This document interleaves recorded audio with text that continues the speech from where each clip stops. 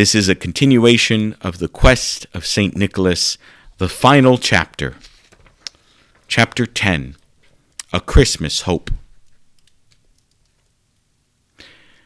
Nicholas then laid down his spear and shield and rushed over to Basilios. "Basilios, it's over now. We can go home." "No, I don't want to go home. I will stay here." "Basilios, what are you saying? Your parents are worried about you. It's time to go back," Nicholas said, realizing the spell was not yet completely broken. "Why would I go? They don't really want me there. At least I am wanted here." "Basilios, Basilios, do you not realize that is all lies? The Krampus only wants you here to enslave you and destroy you. He has deceived you to think that you are only your hurt and nothing else, and that there is nothing else to you but your hurt. But that is not true, Basilios. Basilios, I know you've been hurt more deeply than any boy or anyone ever should, but no hurt, no matter how great, is greater than the love that came down on Christmas, the love who came to give his life for you. No darkness in you is greater than the incarnate light. The light shines in the darkness, and the darkness has not overcome it. He doesn't just want to heal your hurt, but he wants to love you, and he is relentless in this. Oh, how can I make you see? How can I make you understand? How can I make you know how loved you are, Basilios? How much your parents love you? How much I love you? And how that love is but a pale reflection of the love of the incarnate light come down on Christmas for you. Oh, how do I show you?" Nicholas, with tears welling up in his eyes, had gone down to his knees as he was speaking, so he was eye level with little Basilios. He wished he could somehow heal all the hurt, make everything better for little Basilios. Out of all the challenges he had faced, from his feeling in the Hall of Ice Mirrors to all he'd endured on this quest, it was in this moment that he felt the most helpless. "Sing my song, Nicholas. Listen for the music and sing my song. That is how." And Nicholas listened. He then not only listened and was filled with the music, but now he himself sang the song of Caritas. Now, I cannot write here the words to this song, nor can I describe the melody of the song of Caritas. I can only simply say this.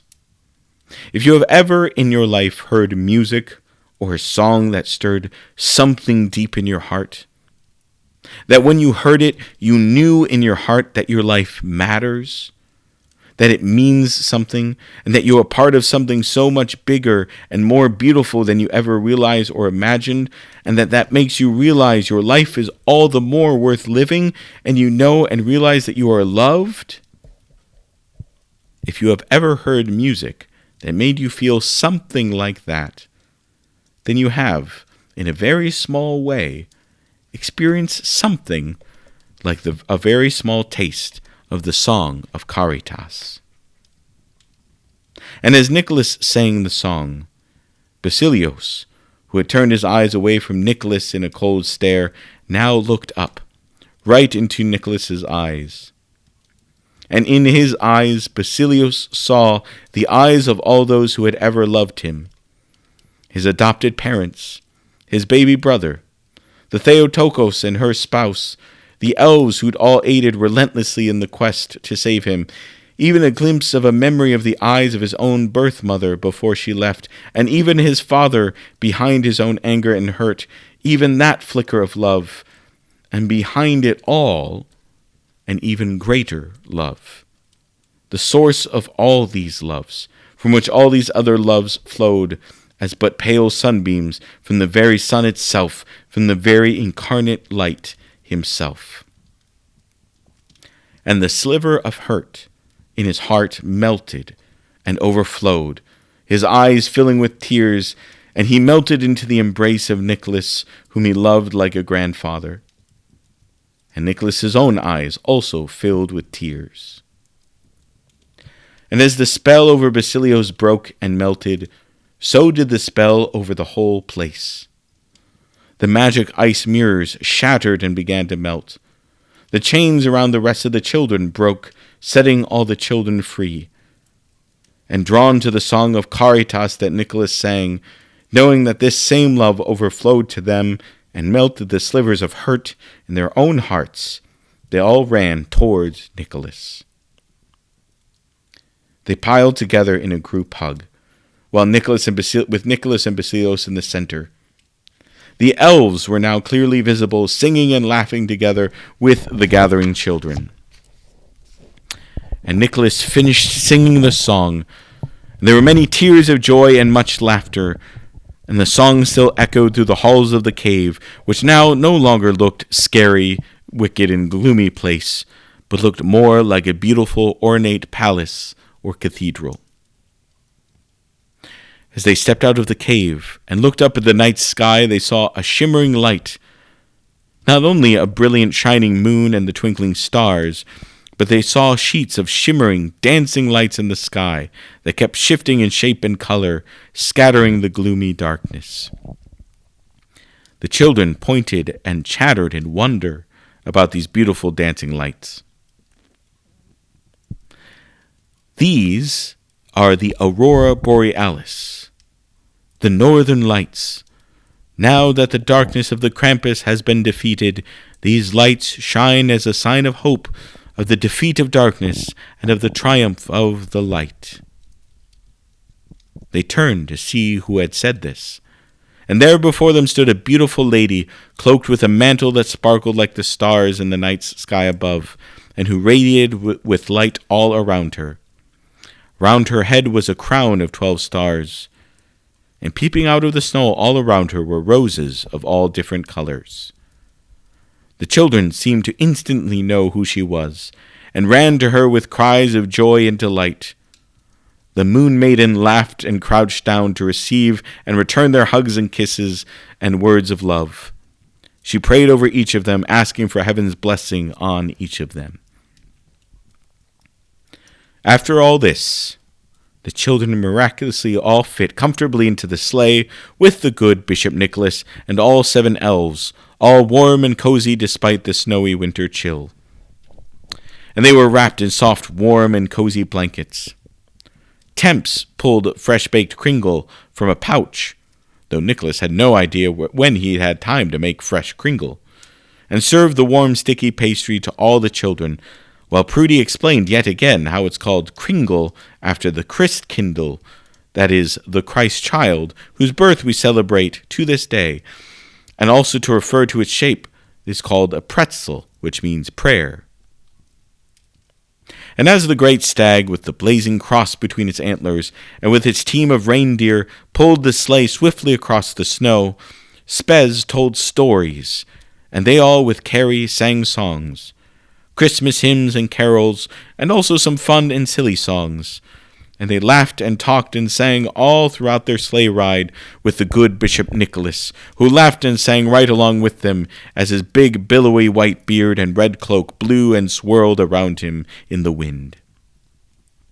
And as each child was delivered home to their parents, there were many hugs, kisses, and tears of great joy.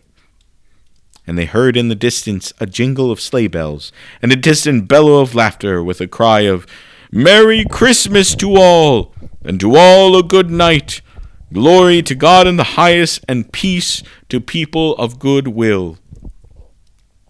And some even caught a glimpse of a team of reindeer and a figure in a red cloak with a billowing white beard.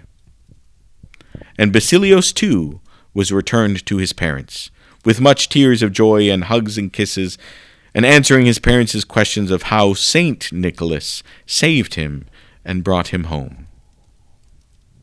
And from that Christmas on, Basilios never forgot how much he was loved, and never feared that his little brother would take his parents' love away from him. In fact, he was finally free to love his baby brother more than he had ever known his little heart could. "I didn't know my heart could make so much love," he told his parents.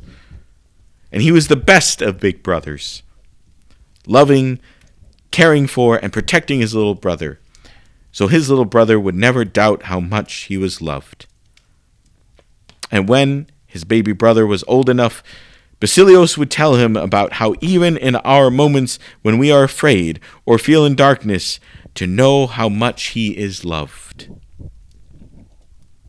Remember, baby brother, if you are ever afraid, remember that not only do I love you and will fight for you, but the whole kingdom of heaven stands ready to fight for you, to guard and protect you. The love of the king is more powerful than all the darkness of this world. The moon maiden, that is the Theotokos, the mother of the king, and all angels under her command, and all the saints, especially the good Bishop St. Nicholas, the knight of the incarnate light of the holy Christkindl, they will all fight for you. As for Bishop Nicholas, after having celebrated a most joyous Christmas with Basilios and his family, he left to go back north, for Nicholas's quest had only just begun.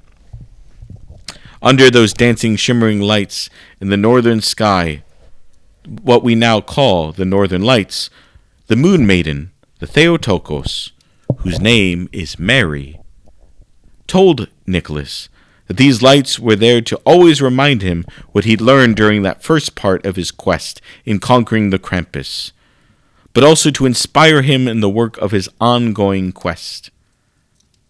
And then, under these dancing lights, she then formally blessed and commissioned Nicholas to this mission, his ongoing quest, with these words: "And Nicholas, you will have the power to bear the light of hope, that when people are lost in darkness or without hope, have forgotten joy, that you will bear to them good tidings. You will bear to them the Creator light. You will become more than what you are. You will become a sign, a symbol. You will remind them of the deeper magic, the deeper hope that bears and endures. And even in the darkness, there is light. Even in death, there is life." And the moon maiden, Mary, the Theotokos, then also commissioned her 7 servants, the elves, and also their kin, to continue to help Saint Nicholas in his mission. As it is now written in their own history, the Book of Elves, the servants of light in their whimsical weavings are to create delight for children who are grieving, that sorrow may not be so strong to keep light at bay, but that they may know the song of the sun and know his healing ray. And so, to this day, especially in the cold and dark of winter, you may catch a glimpse of that good bishop, St. Nicholas, in his red robes and billowing beard.